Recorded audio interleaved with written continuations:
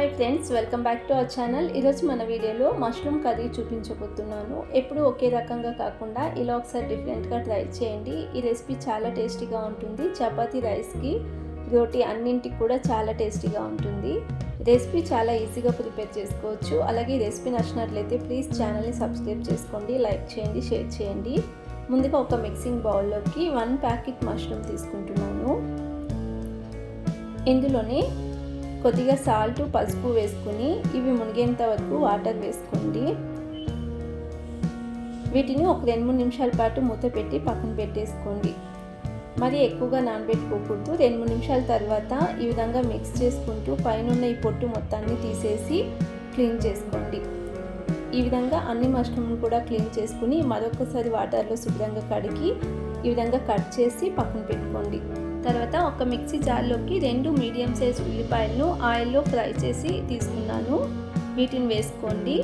అలాగే 10-15 వెల్లుల్లిపాయలు వేసుకుంటున్నాను. అలాగే 4 ఇంచుల అల్లం వేసుకుంటున్నాను. తర్వాత కొద్దిగా కొత్తిమీరను వేసుకుని కొంచెం వాటర్ వేసుకుని మసాలా గ్రైండ్ చేసుకుందాం. మసాలా ఈ విధంగా గ్రైండ్ చేసుకుని పక్కన పెట్టుకోండి. తర్వాత స్టవ్ పైన ప్యాన్ పెట్టుకుని 3 స్పూన్ల ఆయిల్ వేసుకుంటున్నాను. ఆయిల్ కొద్దిగా హీట్ అయిన తర్వాత 2 ఇంచుల చెక్క, 2 లవంగాలు, 1/2 టీ స్పూన్ జీరా వేసుకుని లో ఫ్లేమ్లోనే ఫ్రై చేసుకోండి. ఇవి లైట్గా ఫ్రై అయిన తర్వాత లో ఫ్లేమ్లో పెట్టుకుని 2 స్పూన్ల కారం వేసుకుంటున్నాను. అలాగే 2 స్పూన్ల ధనియాల పౌడర్ వేసుకోవాలి. ఇక్కడ కావాలనుకుంటే స్టవ్ ఆఫ్ చేసేసుకుని వేసుకోండి. ఇవి అసలు మాడిపోకూడదు. వీటిని మిక్స్ చేసుకుని ఇందులోనే 1/4 కప్పు వరకు పెరుగు వేసుకుంటున్నాను. పెరుగును వేసుకుని మిక్స్ చేసుకోండి. అలాగే మేము కట్ చేసి పక్కన పెట్టుకున్న మష్రూమ్ వేసుకోండి. రుచికి సరిపడా సాల్ట్ వేసుకుంటున్నాను.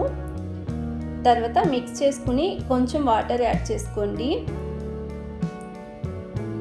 మష్రూమ్ 50% వరకు ఉడకాలి. అందుకని 4-5 నిమిషాల పాటు మిక్స్ చేసుకుంటూ మీడియం ఫ్లేమ్లో ఉడికించుకోండి.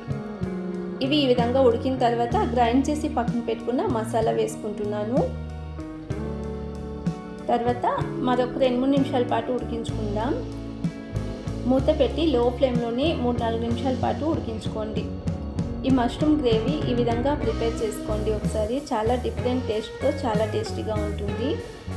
3-4 నిమిషాల తర్వాత మూత తీసి మరొకసారి మిక్స్ చేసుకోండి. అలాగే చిన్నగా కట్ చేసుకున్న కొత్తిమీరని వేసుకొని మిక్స్ చేసుకుని స్టవ్ ఆఫ్ చేసేసుకుంటే మష్రూమ్ కర్రీ రెడీ అండి. కొద్దిగా చల్లారిన తర్వాత సర్వ్ చేసుకుంటే ఎంతో టేస్టీగా ఉండే మష్రూమ్ గ్రేవీ రెడీ. ఈ విధంగా ఒకసారి ట్రై చేయండి. చాలా అంటే చాలా టేస్టీగా ఉంటుంది. అలాగే ఈ రెసిపీ నచ్చినట్లయితే ప్లీజ్ ఛానల్ని సబ్స్క్రైబ్ చేసుకోండి, లైక్ చేయండి, షేర్ చేయండి. Thanks for watching the video.